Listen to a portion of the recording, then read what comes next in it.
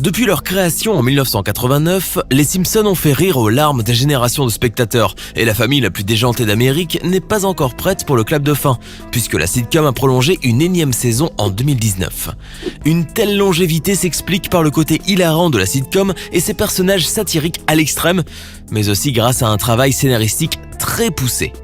Car si les héros les plus farfelus de la ville fictive de Springfield accumulent les gags et les situations comiques tout au long des nombreuses saisons, des clins d'œil subtils sont lancés ici et là au gré des images et de l'histoire. Des détails qui n'apparaîtront pas de prime abord, mais dont on se souviendra plus tard lorsqu'un événement se produira dans la vie réelle et que l'on aura une bizarre impression de déjà-vu. Qui aurait pu se douter ainsi que les Simpsons avaient annoncé la sortie de l'iPod bien avant son créateur Steve Jobs, ou qu'ils avaient prédit l'élection de Donald Trump à la Maison-Blanche. Au fil des épisodes des Simpsons, les fans n'ont pas manqué de relever ces subreptices détails qui, loin d'être anodins, se sont à chaque fois révélés être de véritables prédications. Des théories conspirationnistes ont même vu le jour et dont les plus insensées d'entre elles affirment que la série créée par Matt Groening prédit tout bonnement le futur. Et bien sûr, l'apparition récente du coronavirus en Chine ne fait que renforcer le sentiment immuable des adeptes de cette théorie folle. Mais à notre avis, au lieu de prêter aux scénaristes de prétendus talents de médium, il faut simplement leur reconnaître un sacré talent pour prédire l'évolution de la société future et vous asseoir bien confortablement pour découvrir 10 fois où les Simpsons ont prédit le futur. Allez, on commence. L'élection de Donald Trump à la tête des États-Unis d'Amérique en 2016 a surpris le monde entier. Nous nous rappelons tous de la tête catastrophée et incrédule de Yann Barthès lorsqu'il se rendit compte en direct à la télévision que ce n'était pas une mauvaise blague et que Donald Trump allait bien devenir le nouveau président des États-Unis. Mais il y avait des gens qui n'étaient absolument pas surpris. Les fans inconditionnels des Simpsons. Ces derniers savaient, grâce à leur série culte, que l'incorrigible homme d'affaires allait probablement siéger à la Maison-Blanche un jour ou l'autre. C'est en fait en visionnant l'épisode 17 de la saison 11, diffusé le 19 mars 2000, que l'on s'aperçoit que le milliardaire avait déjà rejoint la liste des présidents des États-Unis. Cet épisode intitulé « Bart in the Future », référence au film Retour vers le futur ou Back in the Future en anglais, se déroule en partie en 2030 où Lisa va devenir présidente d'une Amérique ruinée par le président sortant, qui n'est autre que Trump. Les Simpsons sont parvenus ainsi 15 ans à l'avance à faire une prédiction que les sondeurs ne sont pourtant pas parvenus à faire à peine quelques semaines avant le scrutin. Dans le 5e épisode de la 11e saison des Simpsons, intitulé « Une récolte d'enfer », Homer va devoir tenter de faire pousser des légumes. Mais sans grand succès. Il lui vient alors l'idée d'utiliser du plutonium comme engrais et contacte son collègue Lenny de la centrale nucléaire pour qu'il lui en envoie un peu. Peu après, le champ irradié va donner une récolte de légumes mutants avec des tomates déformées, ressemblant très étrangement aux tomates prélevées aux alentours du site nucléaire de Fukushima, au Japon.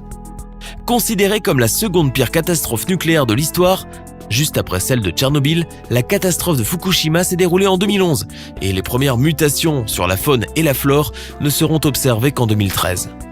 L'épisode des Simpsons dont il est question, lui, est sorti en 1999, soit quasiment 14 ans avant les faits. Alors, étrange coïncidence où Matt Groening et son équipe avaient déjà prédit les mutations nucléaires sur des tomates et qui pourront très bien finir un jour dans nos assiettes. Aussi bizarre que cela puisse paraître, il y a des arbres qui disparaissent du jour au lendemain, sans laisser de trace aucune, si ce n'est le trou béant occupé jadis par leurs racines.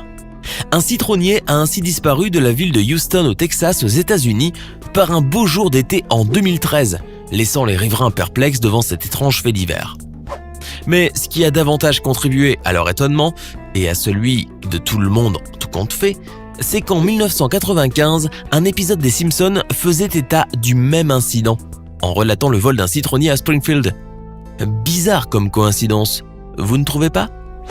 Souvenez-vous, c'était en 2013 qu'éclatait l'un des plus gros scandales de l'industrie agroalimentaire de toute l'histoire qui avait mis la lumière sur une pratique frauduleuse opérée par des groupes internationaux comme Findus et Spanghero. Ces derniers n'hésitaient pas ainsi à faire passer de la viande de cheval pour de la viande de bœuf en modifiant l'étiquetage sur les lots de viande.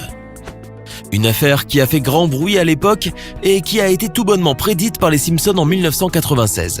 Difficile à croire, mais c'est pourtant vrai. Et pour vous en assurer, il vous suffira de visionner le 19e épisode de la 5e saison. Vous verrez alors nettement que l'ingrédient secret est de la viande de cheval. Alors, toujours aussi sceptique ? Tout le monde connaît les correcteurs orthographiques qui sont inclus généralement dans nos claviers tactiles de nos smartphones. Si cette option insérée par défaut par les constructeurs se révèle parfois utile, il n'en demeure pas moins que très souvent, elle est plus agaçante qu'autre chose.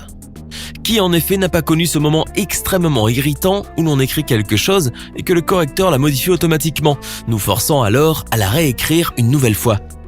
Ce défaut récurrent a en fait été anticipé par les Simpsons bien avant le boom des smartphones et compagnie.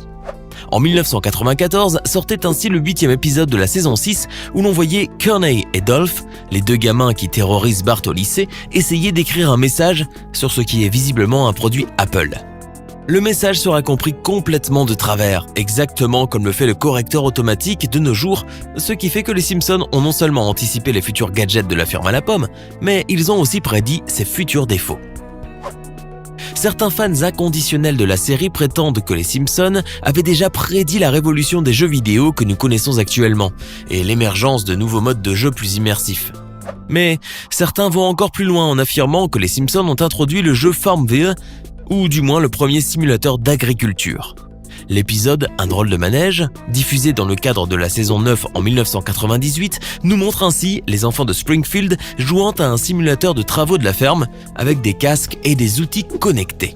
En 2009, il y a eu Farmville, un jeu social de simulation de ferme en temps réel, et aujourd'hui, les casques de réalité virtuelle s'écoulent comme des petits pains.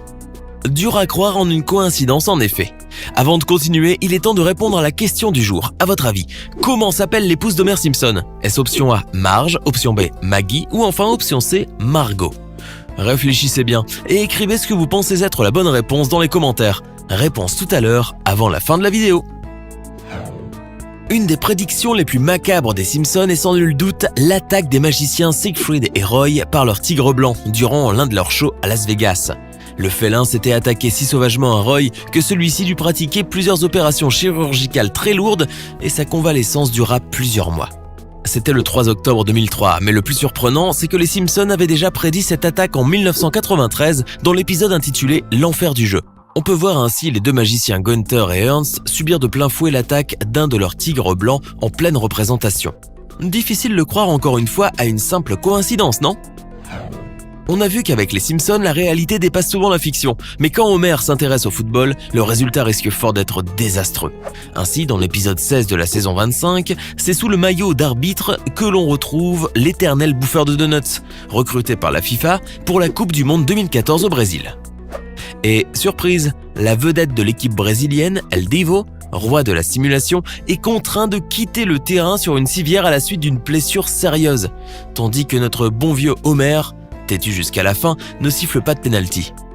Une scène qui n'est pas sans rappeler ce qui est arrivé à Neymar, l'attaquant star du Brésil, lors du quart de finale opposant le Brésil à la Colombie, mais dans la vraie Coupe du Monde 2014 cette fois. La vedette de la Seleção avait en effet été blessée au dos après un coup violent de la part d'un joueur de l'équipe adverse. Une blessure d'ailleurs si grave qu'elle l'a privé de jouer la demi-finale face à l'Allemagne avec le résultat désastreux qu'on connaît. On a vu tout à l'heure que les Simpsons avaient prédit l'intégration des correcteurs orthographiques dans les smartphones d'Apple et surtout leurs graves défauts de compréhension. Mais les scénaristes de la sitcom culte avaient prédit aussi dès 1993 le futur design de l'iPod, qui ne fit pourtant sa sortie officielle qu'en 2001, soit 8 ans avant.